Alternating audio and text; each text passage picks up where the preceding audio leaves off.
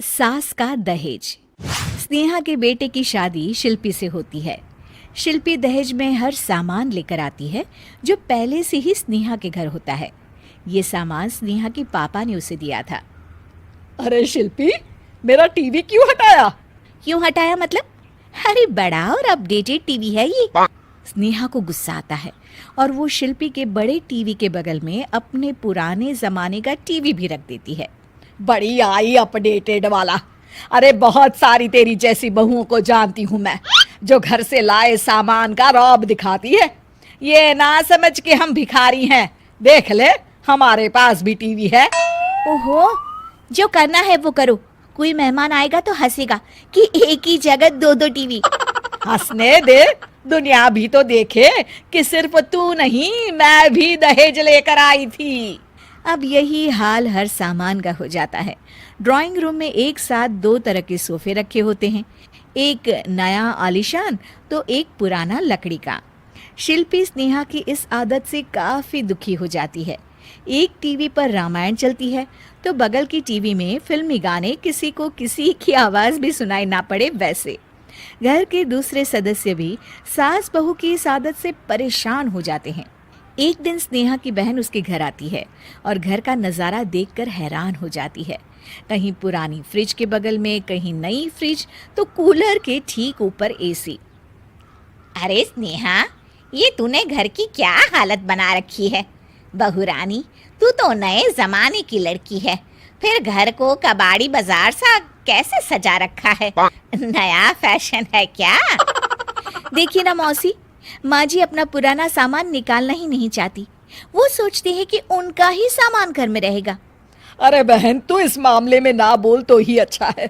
मैंने बहुत सी बहुओं को देखा है अपने लाए सामान पर सास को धौंस दिखाते, और मैं भला किसी की धौंस को क्यों सहन करूं? मेरे पास तो सारा सामान है, और वैसे भी क्या कहते हैं, ओल्ड इज गोल्ड। अब क्या था, शिल्पी ये सुनते ही भड़कती है और जोर जोर से चिल्लाने लगती है। वाह माँ जी वाह, जरा अपना सोफा तो देखिए, ऐसा लग रहा है खुदाई से निकला है लकड़ी का।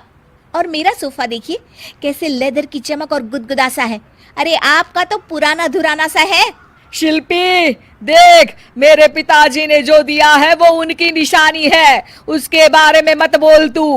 तू तेरा सामान ले जाकर अपने कमरे में रख ले। क्यों क्यों? मैं अपना सामान क्यों कमरे में रखूं? और जो मेरे ससुराल आए वो यही कहे, ओ कितना ओल्ड फैशन घर है। दोनों की बहसा बहसी में मौसी सर पकड़ लेती है। तुम दोनों जब देखो तब लड़ती रहती हो। मैं तो चली किचन में बादाम का शरबत बनाने।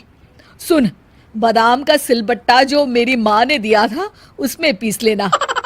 तो शिल्पी बोल पड़ती है, मौसी कसम है आपको, आप मेरे पापा की दी मिक्सी में ही बादाम पीसिएगा। खैर, मौसी तो जाती है किचन में, लेकिन ड्राइंग रूम में सास बहू की बहसा बहसी जारी रहती है। तभी शिल्पी को गुस्सा आ जाता है और वो अपने पापा के दिए सोफे पर जाकर जोर से बैठती है, लेकिन तभी सोफा जोर से आवाज कर टूट जाता है। हे भगवान, ये क्या हुआ? ये सोफा कैसे टूट गया?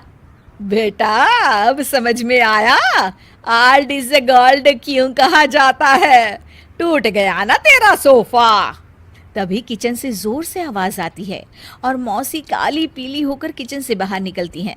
शिल्पी, तुम्हारी कसम के चक्कर में मैंने बादाम के लिए मिक्सी का उपयोग किया था, लेकिन जैसे ही प्लग ऑन किया, अरे मेरा ये हाल हो गया।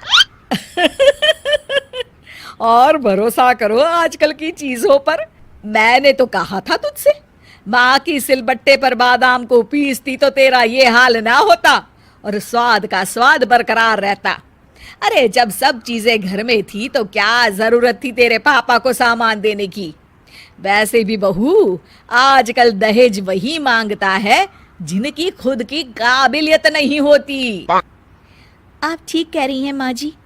मेरे लिए ये सौभाग्य की बात थी कि आप लोगों ने पापा से कोई डिमांड नहीं की थी, लेकिन मैं आपको समझ ही नहीं पाई। मुझे माफ़ करिए। अब इस घर में नई चीज़ तभी आएगी जब पुरानी खराब हो जाएगी।